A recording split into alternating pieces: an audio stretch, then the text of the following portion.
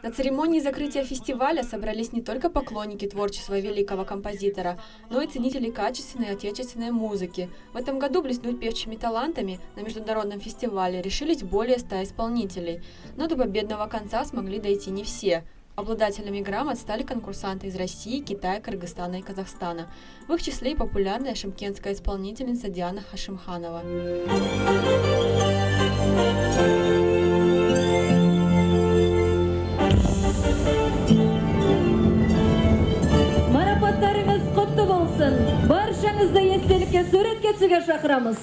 Я надеюсь, что достойно выступила, достойно представила нашу область. Для меня петь на казахском языке немного сложновато, но я преодолела себя, то есть занималась, учила, мне очень нравилось сами мелодии песен, которых я исполняла, Шамши Калдаякова.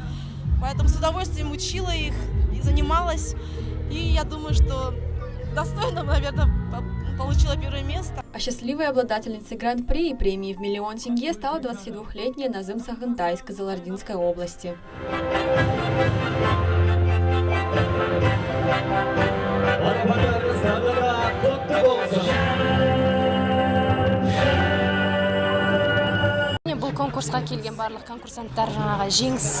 Конечно же, все конкурсанты готовились к конкурсу. Все стремились к победе. Верила в удачу и я. Для фестиваля я выбрала песню Шамши Калдаякова «Дни любви». Обычно я исполняю классические песни, поэтому она стала мне близка. Я очень рада, что жюри признало меня достойной главного приза. 26 лет знаменитый композитор написал свою первую песню «Менің Казахстанным» на слова 21-летнего поэта Жумекена Нажимеденова. С тех пор композиция стала не просто патриотической, но в большей степени служила народным гимном казахстанцев, а в 2006 году ее утвердили в качестве государственного гимна страны. Шамши Калдаяков ағамыздың бүгінгі. Я очень рад, что прибыл сюда в день международного фестиваля в честь Шамши.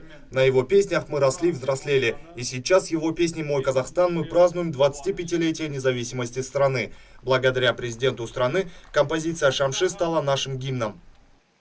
Вокальное мастерство участников оценивало профессиональное и компетентное жюри.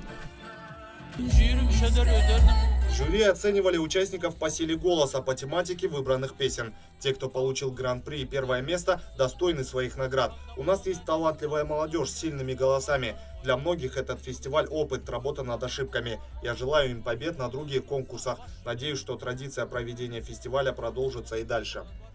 Мария Галушко, Турган Кыргызалиев, Андрей Любицкий, ТВК.